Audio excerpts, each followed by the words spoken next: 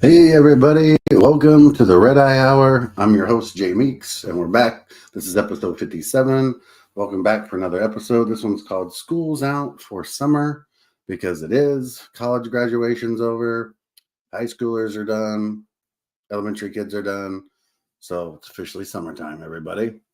And tonight I'm going to talk about, I got a few things on the list. I might go off topic a little bit. I don't know. We'll see how it goes. And welcome back, everybody. Thanks for tuning in last week, too, when I had my guest on there. I know the intro was a little rough. I was kind of nervous, so that's my bad. But he had an interesting story, and I'm glad that he was a good participant and good sport for being on this podcast. So I appreciate it. But yeah, man, I got some videos pulled up. We're going to update you guys on some things. The top shelf, everything's going good. It's Memorial Day weekend. We will be open Monday, Memorial Day, regular hours, 9 a.m. to 8 p.m. So if you need any last minute things for your barbecues or your, getting together with people, anything to chill out, we got you covered. Big news lately.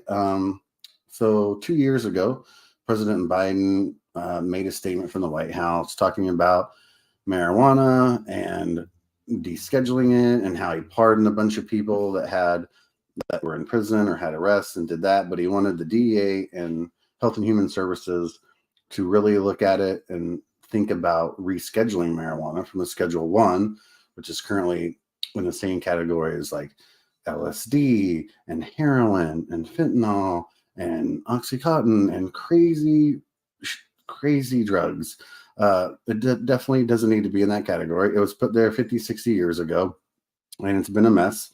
Everybody knows the war on drugs was a failure. They put so much propaganda against marijuana and lots of fake news that we call nowadays, and just false information about what it would do to you, and it's a psychedelic, it's a hallucinogen, it'll make you a loser and all these crazy things, and that's just not the case. So they made an announcement a few weeks ago that the DA and Health and Human Services have agreed that they will declassify marijuana from a Schedule 1 to a Schedule 3. This doesn't decriminalize marijuana. It doesn't legalize it in any way. But it does put it in a category with like Tylenol with codeine, ketamine, things like that have they know have medical benefits.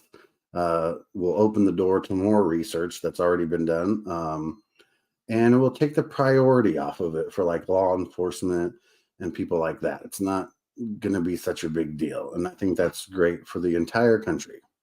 Hopefully, they'll be moving towards maybe federally legalizing it someday. They might not ever federally legalize it for recreational, but they could do it for like medical marijuana federally, which means everybody would just have to get a medical card. But still, that'd be better than nothing. So that's the news on that. I do have a little video pulled up that I'm going to share with you guys on it. Just give me a second here.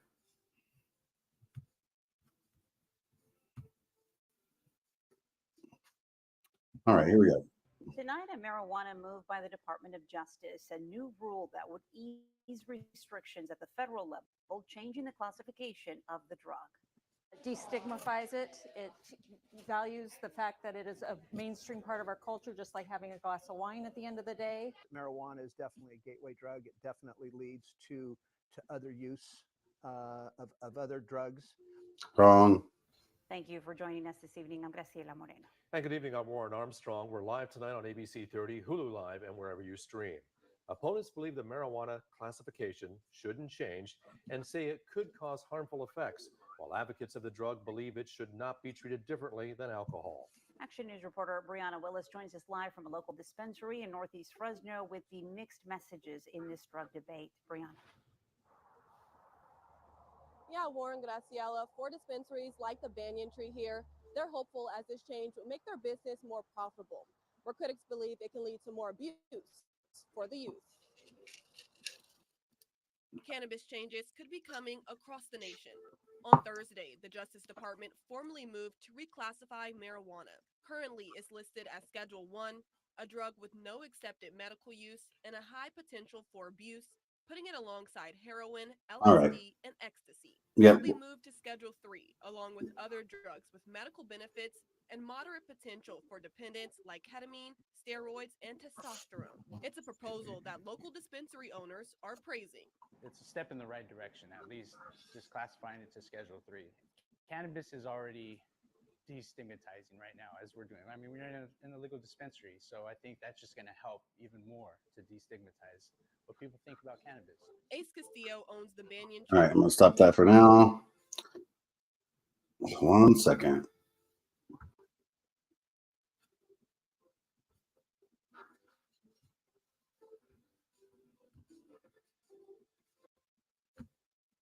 Okay. Thank you for that. Sorry. So yeah, that's another thing too. So one of the other things coming out, so the Farm Bill of 2018 that allowed us to have our store and the stores you see in Kansas that have CBD stores and sell hemp products, that ended at the end of the year in December 2023. So they're working on the new version of the Farm Bill, which not too much should change. However, there's some legislators that have put in an amendment that they're trying to ban all hemp intoxicating products, but it's only passed in the House committee, which could be 8 to 10 people. It still has to go through the Senate, and it still has to go through Congress. That amendment has to. And once it gets to Congress, we're talking about 400 and whatever it is, people have to vote on that amendment. So very likely to have that amendment passed. And also, if they did pass that amendment, that would shut the door on a $28 billion with a B, $1 billion industry, and that's a lot of money. And that is going to take the money out of a lot of people's pockets. It's going to put a lot of people out of jobs. It's going to affect a domino effect on people. I mean, from the farmers who grow the hemp to the wholesalers to stores like mine, to the consumers. They won't have access to it. It just doesn't make sense, especially since they're declassifying marijuana. Why would you put a ban on hemp intoxicating products? Like, as long as we follow the rules, everything's fine.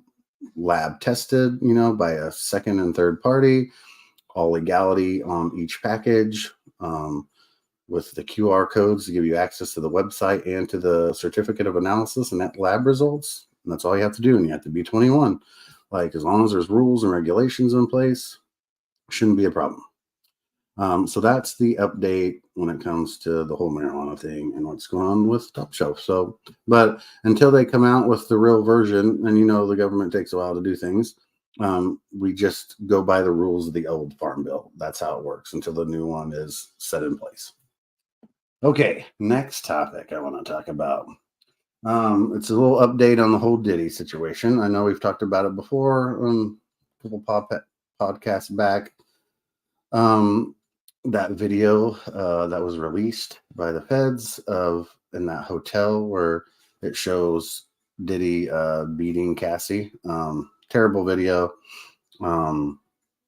Not good. He has multiple lawsuits.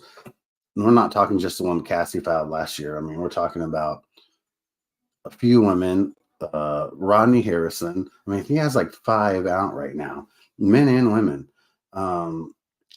The claims are pretty horrendous. He's been dropped from 18 brands that he's associated with and gets paid from. He had to give up all his shares from his Revolt company. It's not good. And then he put out that apology video, and we didn't get good reception.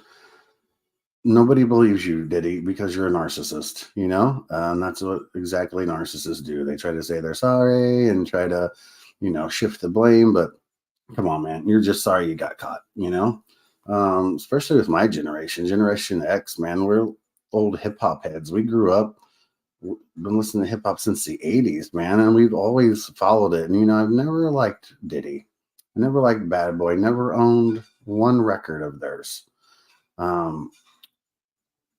No, I take that back, because I do own that one Biggie album. But anyway, other than that, any of the other Bad Boy artists never bought an album.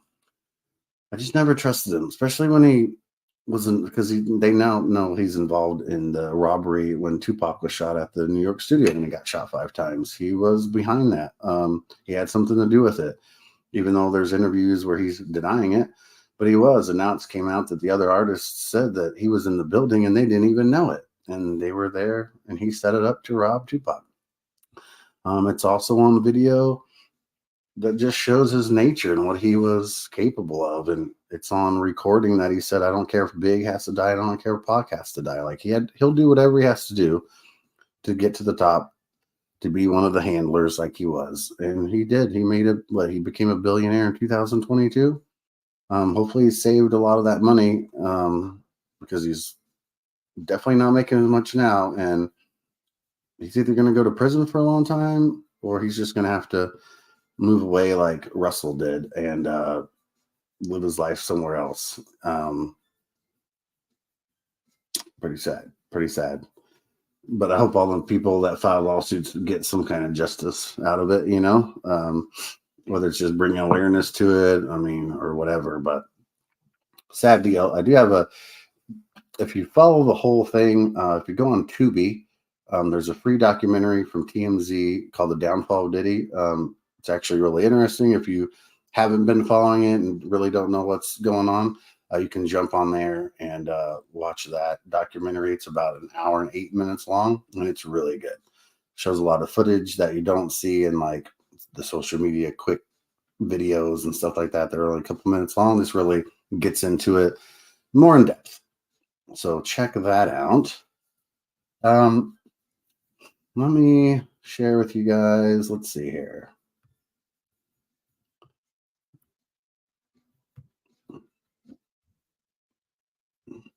Check this out. What opinion do I need to have? I was fucking right. I was as right as my motherfucking name. I said it when I was sitting there with them fucking ungrateful fucks over there on that blue couch. I warned Young Miami. I said, and you better run as fast as Cassie did. I fucking said that shit. Now look at it. Look at it. What you mean? I am so sick and tired of constantly being questioned because I have the audacity to say things in real fucking time. This shit that y'all getting right now, this ain't real time. Y'all behind. Bilal? We ain't even gonna talk about brother Bilal.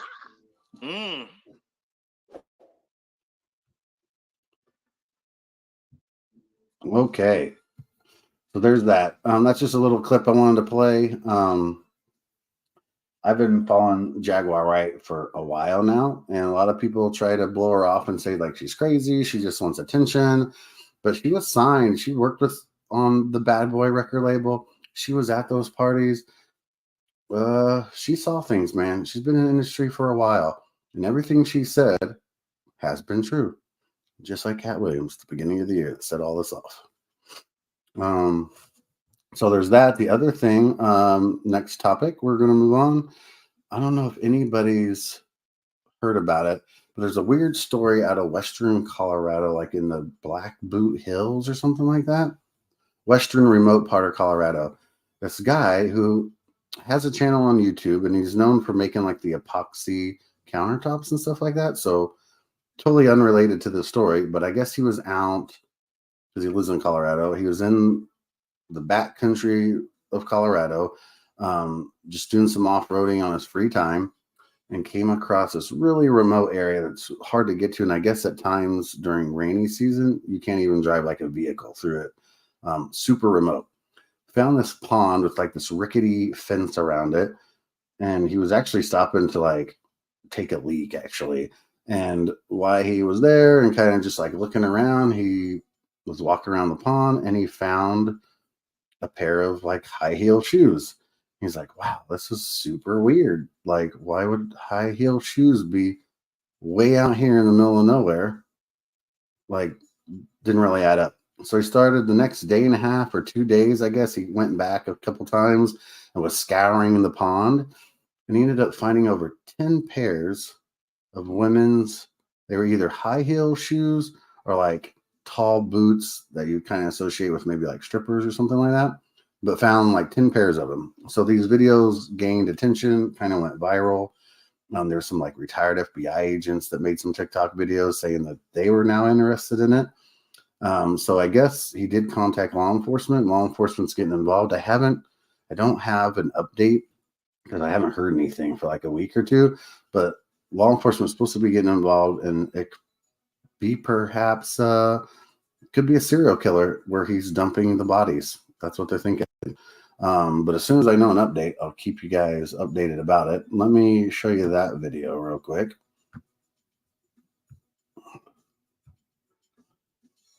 Here we go.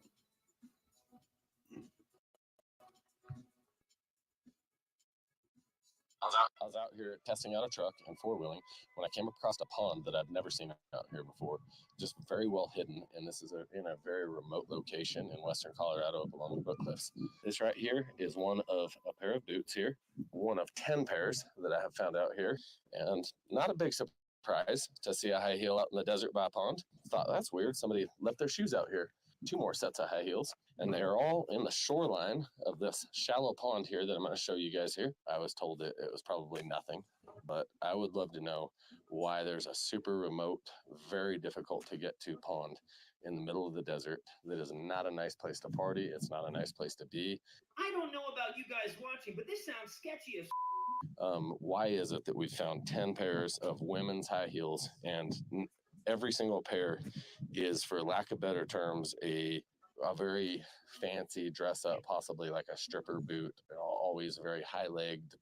I was out here testing out a truck and four-wheeling when I came across a pond that I've never seen out here before, just very well hidden. And this is in a very remote location in western Colorado up along the Brook Cliffs.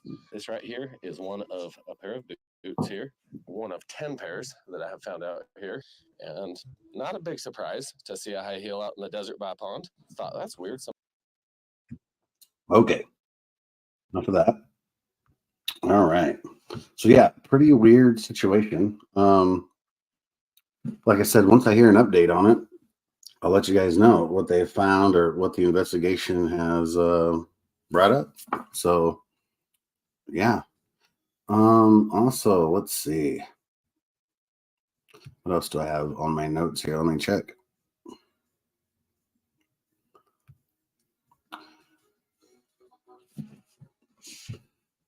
So I don't know. This is some weird news I found. So scientists have gave a date of when a meteor will strike Earth. I guess they have an exact date, and it's supposed to hit with the power of 22 atom bombs. But no need to worry. We'll all be dead and gone by then, because it's September 24th of 2182. They said they think it's a small chance it'll actually hit Earth, but they know enough information to give an exact date, so that's pretty crazy. Let's see what else. Oh, the other thing I wanted to talk about. I don't have any videos pulled up, but you guys should go check it out. So Terrence Howard, you guys know who he is? He is a actor. He was in Hustle and Flow. He was in Iron Man. He was on that TV show. I can't remember the name of it right now. Very popular actor. He was on the Joe Rogan show just last week. And it's gone pretty viral. I'm not going to get into too much because I'm not going to act like I'm a physics expert or anything like that. But he has 97 patents currently. His virtual technology patents, Amazon and Microsoft are all using. He says they're not using to its full capability, but they are using his patents for their virtual realities. But he thinks he has figured something out when it comes to the world of physics. And he's basically saying that what we were taught in school and college is a very watered down version of physics and like the physical world and how everything works from Earth and space and gravity and all that, right? Physics in general. And we know the human body is made out of 5 elements, right? And he's saying each of those 5 elements is also corresponds in the music scale, right? So like hydrogen is like, what did he say? Like key of G or something like that. And oxygen is sharp. Anyway, he's saying that it's connecting to those. And so we were taught like electrical impulses is what run through the human body and all that kind of stuff. Now they're starting to figure out that it's actually tones and frequencies. So, and he talks about a lot of other topics too, the flower of life. You need to look up those videos, but just go and do some research on this and kind of take it one video at a time because it's pretty mind blowing information. It takes a minute to kind of process it all. Some people are dismissing him and saying he's manic and he's crazy and he doesn't know what he's talking about. And some people are saying he is a legit genius and that he's on to something. And if it's true what he's on to, it'll change everything. It'll change the way we look at the world. It'll change the way we operate, how we manipulate gravity. It'll change how we travel. Space travel, it'll change. And also it could make us live longer. Because he explains the double helix DNA inside of us, that if you were to be presented with those certain tones, right, it tightens up the DNA. And when it tightens up the DNA, everything else is pushed out, like, like diseases like AIDS and cancer and things like that that are non-curable. And he's saying that you don't have to rip apart the human body anymore. You can heal it by frequencies and tones. And that's something that's been studied for a long time. He's kind of piggybacking off of Nikola Tesla and Alan Watts. And you can do your own research on that too. Nikola Tesla was all about free energy. And that's what he created. But, the government has all his writings and everything, and they don't want there to be free energy because of the way the world's set up and the capitalistic system that we live in. They're not going to allow that to happen. But what they're saying is like the energy already exists in the atmosphere. It's already there. And all we have to do is learn how to manipulate that and use that. And we could pull that from the atmosphere and it could power everything on Earth. There wouldn't be energy bills anymore. And that would change the way we live. And if he is onto something, which I think he is, it'll change the world. So do your own research, go look it up. It's pretty interesting. Pretty interesting stuff. And I have another story, and it's kind of off topic. It's a personal story, kind of crazy. So about, I don't know, a month or so ago, a month and a half, I had my Sonata. I had an oil change done. And I usually take it to Burnett's, which in Manhattan, Burnett's is a more reputable place to take your car to get worked on. I was taking my dad's Impala there before I sold it. I was taking the Sonata there, but I don't know why. For the last oil change, I took my car to Walmart. And the only thing I can think of is that me and Tam had to go grocery shopping. And while I was there, I just did it out of convenience. Like, oh, we're already here. Just need a simple oil change, air filter change, all that simple stuff. Like, shouldn't be an issue, right? And I've always heard about the horror stories from Walmart's automotive, but it never happened to me until recently. So I still have like 2,000 miles to my next oil change. So I've drove the car approximately 1,000 miles since I've got the oil changed. Earlier this week, I had to get some brakes put on my car. It was a little bit expensive, had to do that. And then a couple days later, I was driving the car to work, took it through the car wash, and afterwards, like the check engine light came on, and it was just blinking. And I lost power in the car. The car didn't die on me or anything, but it was like misfiring, or it didn't have any power. And I got it to work, and I parked it because I didn't want to drive it anymore and like ruin anything else. Finally, a few days later, my buddy Ed came over, hooked up his machine to it. It gave one code, and it was a weird, like, vibrating something code, and we thought maybe it had to do something with a bearing. But here's the embarrassing part. So he's like, because I'm at the store working, so I really can't be out there at the car with him, because I have customers wait on. But I'd go outside and check once in a while, see how it's going. And he's like, well, I'm going to look over the car, kind of check all the basic stuff, like the oil and this and that and all the levels, And he's like, hey, homie, you don't have any oil in your car. And I'm like, sure about that? I was like, what are you talking about, man? Like, I just got it I just got it serviced. Like, what do you mean I ain't got no oil in my car? Like, I'm not an idiot. Like, I know how to check the oil and the fluids and all the basic things. You know, I don't do it myself. I'm not one of those guys, right? But I know how to do the basics on keeping your car running. Okay, I'm not an idiot. He's like, no, dude, I've checked it 3 times. It's bone dry. And I'm like, what? And the only thing I could think of is that when I got a service, Walmart didn't put any oil back in my car. It's the only thing it could be. I don't have any oil leaks in my driveway.